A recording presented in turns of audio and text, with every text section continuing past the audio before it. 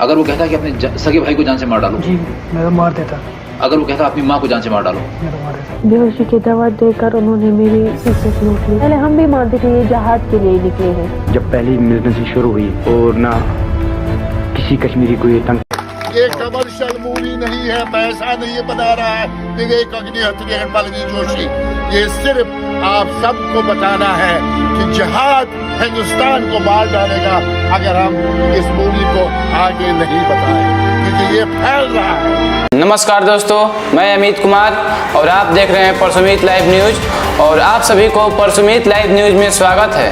हाल ही में सुर्खियों में आया एक ऐसे ही न्यूज है जो कि काफ़ी वायरल हो रहा है, जिसका नाम है कश्मीरी फाइल्स। यह एक सिनेमा का नाम है जो कि कुछ सांसदों और विधायकों द्वारा इस सिनेमा को बंद करवाने का बात किया जा रहा है, तो कहीं इसको नेताओं के द्वारा इसको आगे बढ़ा चढ़ाकर दिखाने और आगे बढ़ाने का प्रयत्न किया जा रहा है। तो चलिए मेरे इस वीडियो के साथ आप लोग बने रहिए। आप लोगों को पूरे गहराई से बताऊंगा कि कश्मीरी फाइल्स क्या है और एक ऐसा फिल्म है और क्यों इसको बैन करने का बात किया जा रहा है और क्यों इसको आगे और दिखाने का प्रयास किया जा रहा है। तो मेरे वीडियो के साथ आप लोग बने रहिए। चलिए देखते हैं the Kashmiri files. The Kashmiri files 1990 में कश्मीरी पंडितों के पलायन के आसपास की स्थिति को दर्शाती है। जवाहरलाल नेहरू विश्वविद्यालय यानी JNU के कृष्ण पंडित के एक युवा छात्र की कश्मीरी यात्रा पर केंद्रित है, जिसे यह विश्वास दिलाया गया था कि उसके माता पिता एक दुर्घटना में मारे गए थे, जैसा कि उनके दादा पुष्कर नाथ ने बताया था। वह JNU की प्रोफेसर राधिका मेनन के प्रभाव में भी थे, जो कश्मीरी कारण में विश्वास करती है। अपने दादा की मृत्यु के बाद वह शरीर की राख को कश्मीर ले जाता है। तब उसे अपने माता पिता की मृत्यु की वास्तविक परिस्थितियों के बारे में पता चलता है। फिल्म द कश्मीरी फाइल्स में पलायन के आसपास की घटनाओं को नरसंहार के रूप में चित्रित करती है। सच्ची घटनाओं पर आधारित यह फिल्म कश्मीर विद्रोहियों के दौरान मुसलमानों द्वारा कश्मीरी पंडितों के नरसंहार का चित्रण है, जिसमें हजारों कश्मीरी हिंदुओं का नरसंहार किया गया था, महिलाओं के साथ बलात्कार किया गया था और बच्चों को गोली मार दी गई थी। स्थापित परिवारों को आज तक शरणार्थी के रूप में जीवित दिखाया गया है। उस समय हो रहे कश्मीरी पंडितों पर अत्याचार, नरसंहार और बलात्कार को हम एक जेनोसाइड का रूप दे सकते हैं। हम जेनोसाइड का अर्थ यह होता है कि जनसंहार किसी राज्य में किसी वर्ग विशेष या जाति को समूल नष्ट करने का उद्देश्य से उसका व्यवस्थित ढंग से अंत करने का नीति अथवा कार्यक्रम। नाजी जर्मनी में यहूदियों का संहार इस नीति अथवा कार्यक्रम का एक उदाहरण है, जिसको हम जेनोसाइड कहा गया था। ठीक उसी प्रकार से हम कश्मीरी पंडितों पर हो रहे अत्याचारों को उस समय के समय में हम जेनोसाइड कह सकते हैं। 1990 दशकों के समय कुछ आतंकवादियों के द्वारा जिहादी नाम को लेकर वहां के मुसलमानों को इस तरह से प्रेरित किया गया।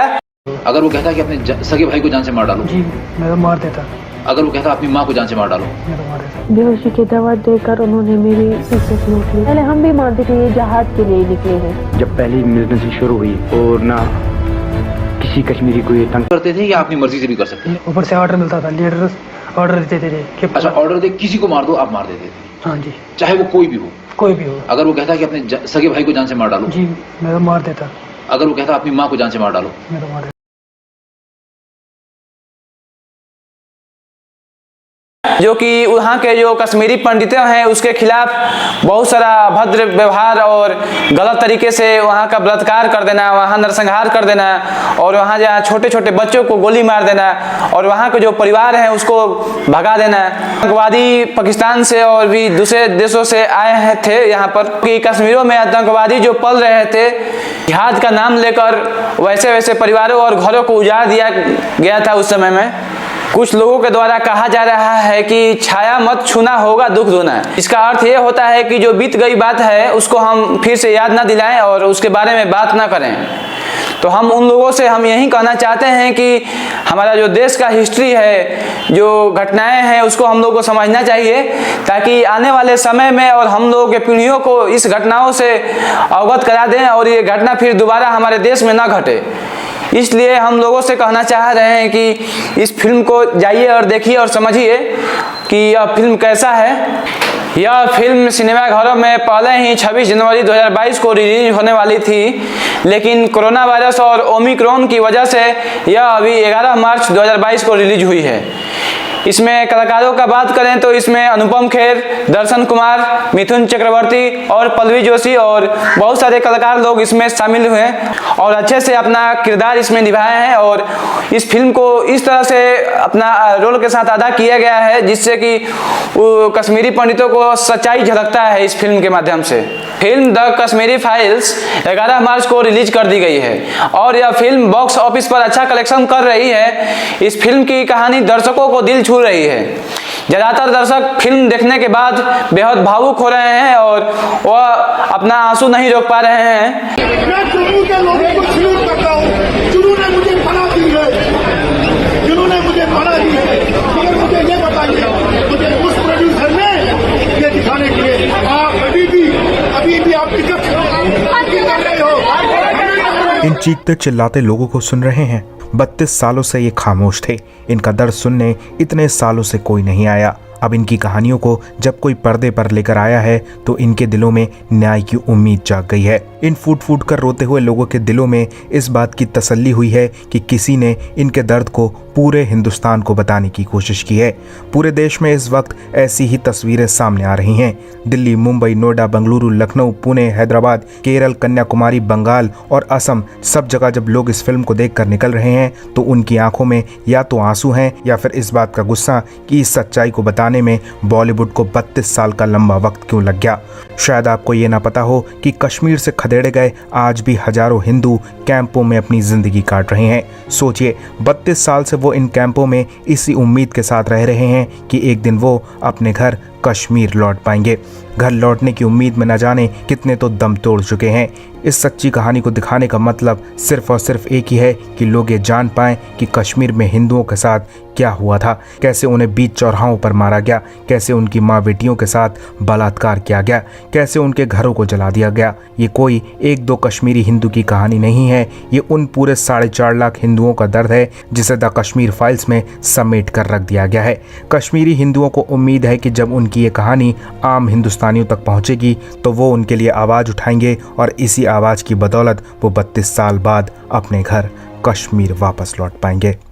और इस तरह से रिएक्शन उन लोगों का आ रहा है और लोगों का कहना है कि यह फिल्म इस तरह से बनाया गया है कि उस समय को इस तरह से इसमें चित्रण किया गया है कि साफ सच्चाई झलकता है। और इस फिल्म को देखने पर सच्चाई वो झलकता है जो कि 90 के दशकों में हमारे देश के कश्मीर में कश्मीरी पंडितों के खिलाफ बहुत आक्रामक जो रूप अपनाया गया था उसको अच्छा से इसमें फिल्म में दिखाया गया है। द कश्मीरी फाइल्स को कर्नाटक सरकार ने भी टैक्स फ्री कर दिया है। इसमें पहले हरियाणा, गुजरात और मध्य प्रदेश सरकार द्वारा फिल्म को राज्यों में टैक्स फ्री किया जा चुका है। तो ऐसे है हमारे कश्मीरी पंडित और बारे में कहानी। तो हम इस फिल्म को ज़्यादा से ज़्यादा लोग जाकर देखिए और समझिए ताकि आप लोगों को भी पता चले कि कश्मीरी पंडितों के खिलाफ किस तरह से अत्याचार किया जा रहा था, नरसंहार किया जा रहा था, बच्चों को मार दिया जा रहा था, औरतों के साथ बलात्कार किया जा रहा था, ताकि आने वाले समय में हम लोगों को ऐसे घटनाओं के साथ अवगत नहीं होना पड़े और घटनाओं से हम लोग को फेस नहीं होना पड़े। तो ये रहा द कश्मीरी फाइल्स मूवी और द कश्मीरी पंडितों के बारे में कुछ जानकारियाँ। और अगर यह वीडियो आपको अच्छा लगे तो यह वीडियो को लाइक कीजिए, शेयर कीजिए और कमेंट करके ज़रूर बताइएगा कि वीडियो आपको कैसा लगा। तो मेरे इस चैनल पर बने रहने के लिए मेरे इस चैनल को सब्सक्राइब कीजिए ताकि जो कोई भी खबर हम डालें तो सबसे पहले आपके पास पहुँचे। तो आज के वीडियो में इतना ही। Thank you. जय हिंद।